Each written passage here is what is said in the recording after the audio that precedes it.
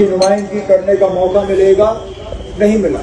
چلیے، اللہ تعالیٰ کو منظور نہیں تھا، اور اللہ تعالیٰ کے سامنے ہم کون ہوتے ہیں؟ لیکن مجھے افسوس اس بات کا رہا کہ میں نے اس وقت جو بارہمولہ پارلیمانی حلقوں کے ووٹروں سے گزارش کی تھی، میں نے یہ کہا تھا کہ خدا را آپ جب اپنا ممبر چنو گے یہاں سے پارلیمنٹ کا، وہ ممبر چنیے جو پارلیمنٹ کے اندر جا کے آپ کے لیے بات کر سکے، جو آپ کے لیے لڑ سکے، جو آپ کے جذباتوں کی ترجمانی کر سکے، جس کی تقریروں سے آپ کے مطالبے اور مشکلات حل ہوں۔ لیکن افسوس کی بات یہ ہے کہ یہاں ایک جذباتی کیمپین چلا، یہاں نوجوان اور خاص کر نوجوان اور ہماری مائیں بہنیں جو ہیں وہ جذبات میں بہہ گئے، اور نتیجہ یہ نکلا کہ آج اننت ناگ کی نمائندگی ہوتی ہے، آج پلوامہ کی نمائندگی ہوتی ہے، آج شوپیاں میں پارلیمنٹ کا ممبر ہے، آج سری نگر سے پارلیمنٹ کا ممبر ہے، گاندربل سے پارلیمنٹ کا ممبر ہے، بڑگام کے 4 اسمبلی حلقوں سے پارلیمنٹ کا ممبر ہے، لیکن آپ کا پارلیمنٹ ممبر نہیں ہے، آپ کی آواز وہاں بلند نہیں ہوتی۔ اب اس الیکشن میں آپ کے پاس موقع ہے کہ کم سے کم جو پارلیمنٹ میں ہماری آواز نہیں رہی، کم از کم آپ کے جذباتوں کی ترجمانی، آپ کی آواز، آپ کے مطالبے، آپ کے پریشانیاں لے کے آپ کا نمائندہ اسمبلی میں جا کے آپ کے لیے بات کر سکے، لڑ سکے۔ انشاءاللہ 8 اکتوبر کو حکومت بننے کے بعد وہاں منسٹر بن کے آپ کی نمائندگی کر سکے۔ لیکن اس کے لیے بہت ضروری ہے کہ ہم سوچ سمجھ کے اپنے ووٹ کا استعمال کریں۔ ہمیں تقسیم کرنے کی کوشش کی جائے گی، ہماری آواز کو یہاں کمزور کرنے کی کوشش کی جائے گی، ہمیں الگ الگ امیدواروں کے پیچھے جو ہے لگایا جانے کی کوشش کی جائے گی۔ لیکن ہم اگر تقسیم ہوئے، ہم اگر بٹ گئے، ہمارے ووٹ اگر الگ الگ ہو گئے تو ہمیں نقصان ہوگا اس بات کا۔ لیکن اب چلیے، پارلیمنٹ میں جو ہوا سو ہوا۔ یہ اسمبلی الیکشن جو ہے، جہاں ایک طرف سے ہمارا فرض ہے کہ ہم آپ کے روزمرہ کے مطالبے حل کریں، وہاں دوسرے طرف سے ہم نے یہ بھی دیکھنا ہے کہ خدا نہ خواستہ 5 اگست 2019 کو جو ہمارے ساتھ ہوا، ہمارے حقوق جو ہم سے چھینے گئے، ہماری شناخت جو ہم سے لی گئی، ہمارے زمینوں کو جو خطرہ پڑا، ہمارے نوجوانوں کے روزگار کے حق کو جو ہم سے چھینا گیا، کہیں خدا نہ خواستہ اس پہ اسمبلی سے منظوری کی مہر تو نہیں لگنی چاہیے۔ میرے ساتھیوں نے یہاں تقریر کی اور کہا یہ بی جے پی والے یہاں ووٹ کیوں مانگتے ہیں، ان کے امیدوار نہیں ہیں۔ ہم ان کے امیدوار اپنے سمبل میں نہیں ہوں گے، لیکن جگہ جگہ بی جے پی نے یہاں اپنے امیدوار کسی نہ کسی جو ہے تنظیم کے حوالے سے میدان میں اتارے ہوئے ہیں، کیونکہ ان کا مقصد یہ ہے کہ جموں کا سارا ووٹ جو ہے وہ بی جے پی کو ملے، کشمیر کا ووٹ جو ہے وہ تقسیم ہو جائے، اور کسی نہ کسی طرح بی جے پی کی حکومت بنے، اور اس حکومت کے ذریعے اسمبلی سے ایک ایسا ریزولوشن وہاں سے پاس ہو، قرارداد پاس ہو، جس کے تحت یہ کہا جائے کہ جموں کشمیر کے لوگ جو ہے 5 اگست کے فیصلے کو تسلیم کرتے ہیں، جموں کشمیر کے لوگ جو ہیں ان کو 370 نہیں چاہیے، جموں کشمیر کے لوگوں کو 35A نہیں چاہیے، جموں کشمیر کے لوگوں کو اپنی زمین پہ جو ہے نہیں چاہیے۔ جو ہوا جموں کشمیر کے لوگ اس کو پسند کرتے ہیں۔ اب اگر آپ رفیع آباد کے لوگ یہاں سے یہ پیغام بھیجنا چاہتے ہو باقی دنیا میں، نہیں تو کیا مجبوری تھی ان کو یہاں وہ آج ایک ڈیلیگیشن آیا ہے باہر کے یہ ایمبیسیوں سے، وہ श्रीनगर और बाकी जगहों में इलेक्शन देख रहे हैं। क्या जरूरत थी उनको यहाँ लाने की, सिवाय ये कि वो यहाँ से एक पैगाम भेजना चाहते हैं कि जम्मू कश्मीर के लोग जो है 5 अगस्त 2019 के फैसले के बाद मुतमईन हैं। ये डेलीगेशन जम्मू में क्यों नहीं है? ये डेलीगेशन रजौरी पुंछ में क्यों नहीं है? इस डेलीगेशन को श्रीनगर भेजने का मकसद ही ये था कि ये आपके मतलब आपके बारे में एक गलत राय बाकी दुनिया में फैलाएं, और हमें इस चीज से होशियार रहना पड़ेगा, खबरदार रहना पड़ेगा। इन्होंने वो लोग मैदान में उतारे हैं जिनका आज सही रूप जो है, सही शक्ल लोगों के सामने आ रही है। जिस शख्स ने मुझे पार्लियामेंट इलेक्शन के दौरान हराया, आज उसकी असलियत सामने आ रही है।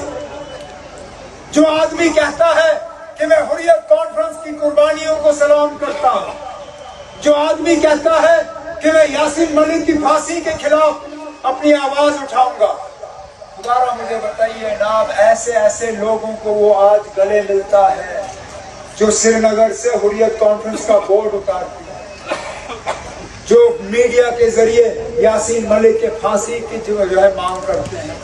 अब मुझे बताइए ना, अब हम इंजीनियर रशीद से के कहने पे जाएं या उसके करने पे जाएं? कहता है कि मैं मोदी साहब के नए कश्मीर के खिलाफ अपनी आवाज बुलंद करूंगा, लेकिन चुन चुन के मैदान में उम्मीदवार वो उतारे हैं जो 5 अगस्त 2019 के बाद सिर्फ और सिर्फ मोदी साहब के इशारों पे यहाँ पे चले, और वो उम्मीदवार आपके हमसाये में है, चाहे वो सुंबल से हो, चाहे वो बीरवा से हो, चाहे वो कहीं और से हो। कहने के लिए तो कहता है मैं दिल्ली के खिलाफ इलेक्शन लड़ रहा हूं, लेकिन जब तकरीर होती है नेशनल कॉन्फ्रेंस के खिलाफ। और परसों इंटरव्यू के जरिए क्या कहा उसने? कहा कि वजीर आजम नरेंद्र मोदी साहब ने इंजीनियर रशीद साहब को 2018 में बुलाया, उससे 1 घंटे मुलाकात की, और उस मुलाकात के दौरान मोदी साहब ने इंजीनियर रशीद को कहा कि मैं जम्मू कश्मीर से 370 हटाने वाला हूं। 2018 में, गौर करिए इस बात पे, इंजीनियर रशीद साहब खुद तस्लीम करते हैं कि 2018 में नरेंद्र मोदी साहब ने उनको कहा कि मैं कश्मीर से 370 हटाने वाला हूं। मैं मजबूर होता हूं पूछने पे इंजीनियर रशीद साहब से, जनाब अगर आपको 2018 में मालूम था कि 370 हटने वाला है, आप 2019 तक खामोश क्यों रहे? क्यों खामोश रहे? आपने किसके कार्ड में डाला? हम में से किसी को कहा आपने? हम मिलके वकील करते, सुप्रीम कोर्ट का दरवाजा खटखटाते, सुप्रीम कोर्ट से कहते ना हमें लगता है खतरा है 370 को, आप हुकूमत को रोकिए इससे पहले कि वो कुछ करें। लेकिन वो खामोश रहे, 1 साल खामोश रहे, और 2018 में उनकी खामोशी का हमें खमियाजा भुगतना पड़ा। आज भी मुझे एक जगह इंजीनियर साहब की तकरीर दिखाएं जिसमें वो ये कहता है कि वो बीजेपी के इलेक्शन के बाद मदद नहीं करेगा। एक जगह जिन नौजवानों ने उसको वोट डाला, जिन माओ बहनों ने उसको वोट डाला, जरा पूछिए उससे क्या इलेक्शन के बाद वो बीजेपी की मदद करेगा या नहीं। अमित शाह साहब ने खुद कहा कि ये नेशनल और कांग्रेस वालों के अलावा अगर कल को हमें एमएलए की जरूरत पड़ेगी हम बाकी पार्टियों से बात करेंगे। बाकी पार्टियों का मतलब कौन?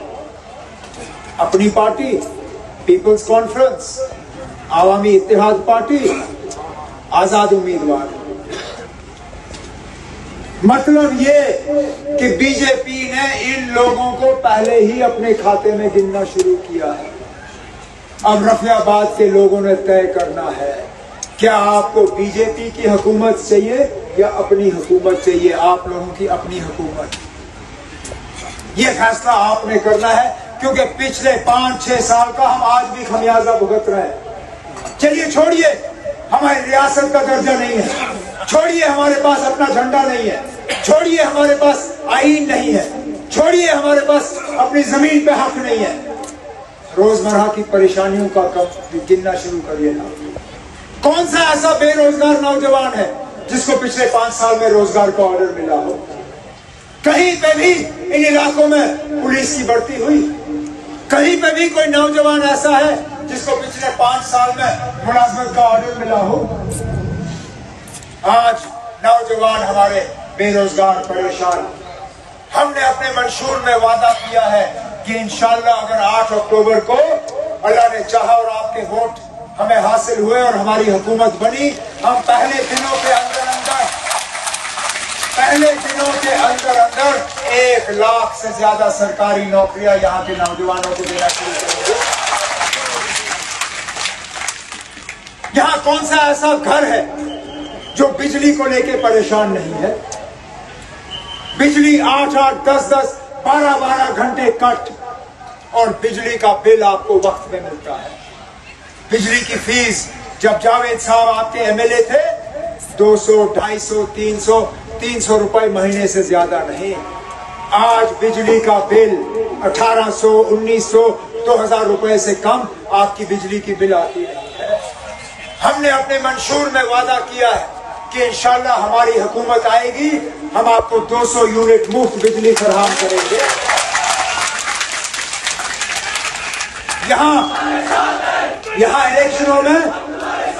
الیکشنوں میں ہمارے مخالف گیس کے چولہے بانٹتے ہیں. ارے گیس کا چولہا بانٹنا بہت سستا ہے نا. گیس کا سلنڈر دیکھو کیا حال ہے. آج 1700-1800 روپے میں گیس کا سلنڈر ملتا ہے. یہاں لوگوں کو چولہا ملتا ہے لیکن اس چولہے کو جلانے کے قابل نہیں ہوتے وہ. ہم نے اپنے منشور میں وعدہ کیا ہے کہ انشاءاللہ ہماری حکومت آئے گی، ہم 12 سلنڈر مفت گیس بانٹیں گے ان گھروں میں جہاں یہ چولہے نہیں جلتے. راشن کی بات کریں، جب جاوید ڈار صاحب آپ کے ایم ایل اے اور منسٹر تھے، راشن کارڈ کے ذریعے آپ کو چینی ملتی تھی، راشن کارڈ کے ذریعے آپ کو مٹی کا تیل ملتا تھا، راشن کا سکیل ہوتا تھا اتنا کہ اس راشن پہ آپ کا گزارا ہوتا تھا.